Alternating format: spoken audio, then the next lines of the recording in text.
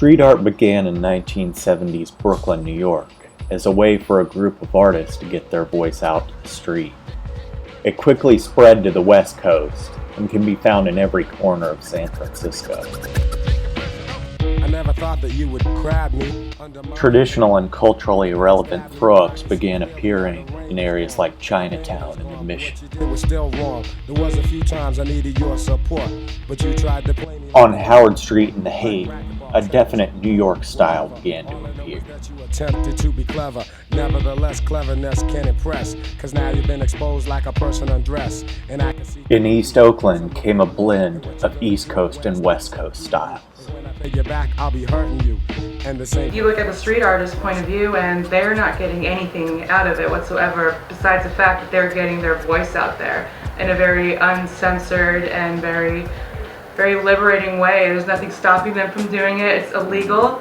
It's probably one of the only left media that's, you know, completely uncensored. There's no way you can stop it. So it's kind of, it's a force that really can't be stopped. I like painting on walls because it's just, you're outside, you know, you get outside the studio and your fresh air. It's a big, and people see it, you know, you don't have to have it in a gallery. It's like not so restrained where you have to go look at it. Anybody can see this, that is not into art, that just walking by.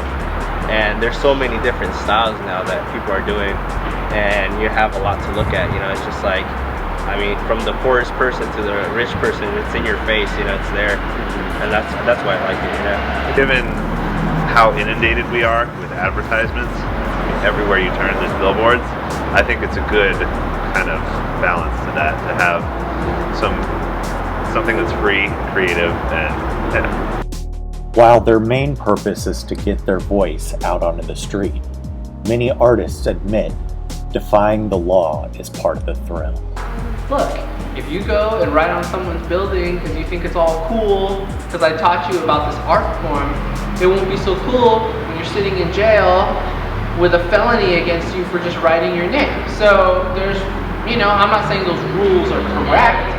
You know, I don't think graffiti is equivalent to murder or, you know, a whole lot of robbery, but it is a strike our system here, you know. It's not like a game because they have all these fines and stuff, but at the same time, it is, you know, you win, you get your stuff up, and you get exposure, you know, so, yeah.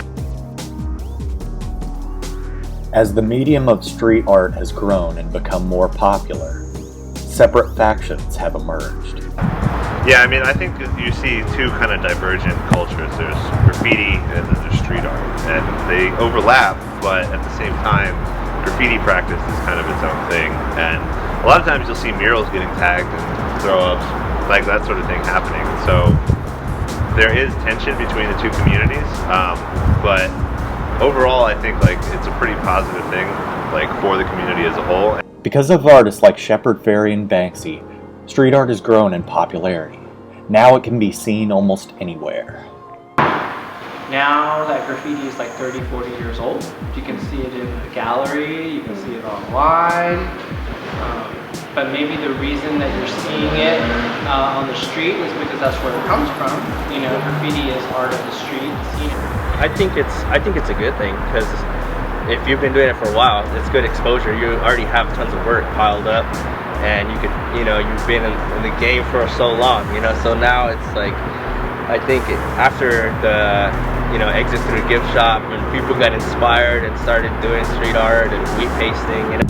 And it's kind of lost its impact on the streets. But again, that's one set of artists and one specific time. I think we're kind of seeing the next generation of street artists really come up, and a lot of these people I've noticed are coming from a graffiti background and are really kind of channeling a lot more than just doing stencils or doing wheat paste. From the East Coast to the West Coast, and countries throughout the world, the street art movement continues to grow, with no sign of stopping. It's growing, like every day I see a new character that, like, who's this guy, you know, who's that guy, and people ask, like, who am I, you know.